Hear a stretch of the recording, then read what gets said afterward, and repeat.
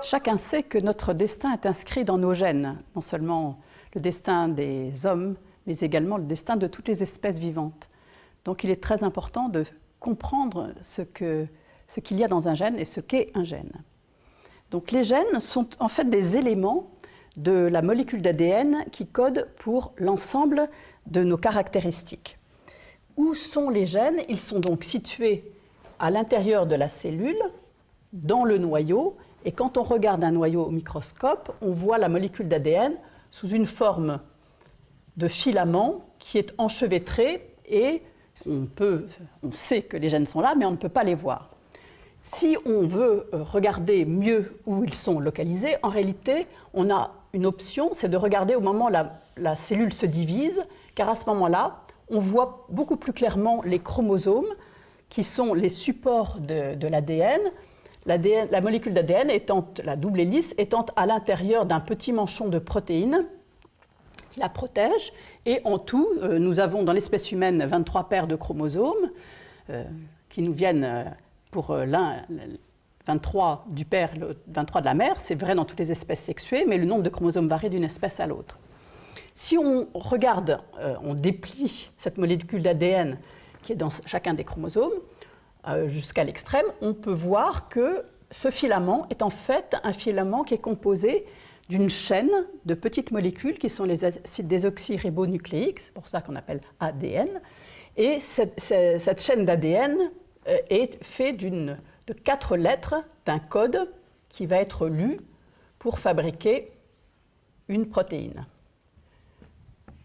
Il y a comme ça, dans l'ensemble de nos 23 chromosomes, si on déroule toute la molécule d'ADN, environ 3 milliards de ces lettres. Donc ça, c'est l'immense livre de la vie.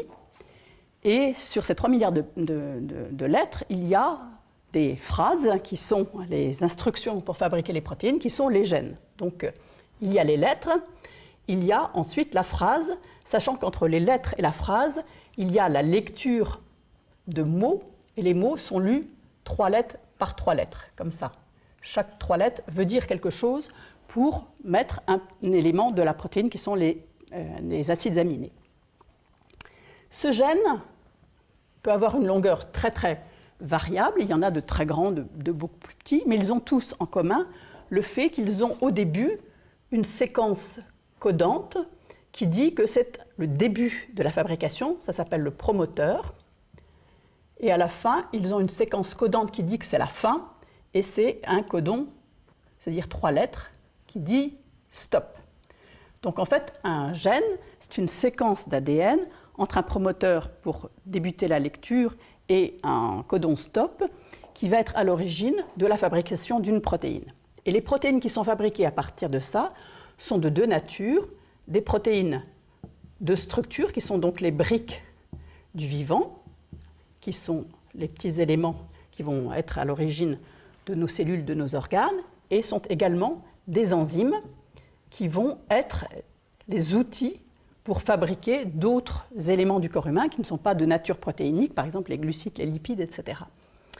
Donc ces gènes sont communs à toutes les espèces vivantes, mais toutes les espèces vivantes n'ont pas exactement la même forme du gène, mais on peut dire que tous les gènes principaux se retrouvent dans toutes les espèces. Et donc, ce que font souvent les généticiens, quand ils veulent comprendre dans une espèce comment fonctionnent les gènes, c'est de comparer les gènes entre eux, et il y a généralement une partie commune à toutes les espèces quand on les compare, et puis des parties variables qui sont plus ou moins grandes. Par exemple, là, ça serait l'homme qui aurait rajouté un petit élément, et puis ça serait le singe, et puis ça serait la souris, qui aurait également une partie là, etc., variable. Mais il y a toujours, ou ça peut être un arbre quelconque, il y a toujours une partie commune et une partie variable qui fait que ces parties-là vont témoigner de l'histoire de l'évolution et du fait que chaque espèce a développé des caractéristiques qui lui étaient propres et qui avaient un intérêt du point de vue de l'évolution. Donc nous avons tous les mêmes gènes, nous n'avons pas exactement la même forme du gène, y compris à l'intérieur d'une même espèce, ce qui fait que nous sommes tous différents.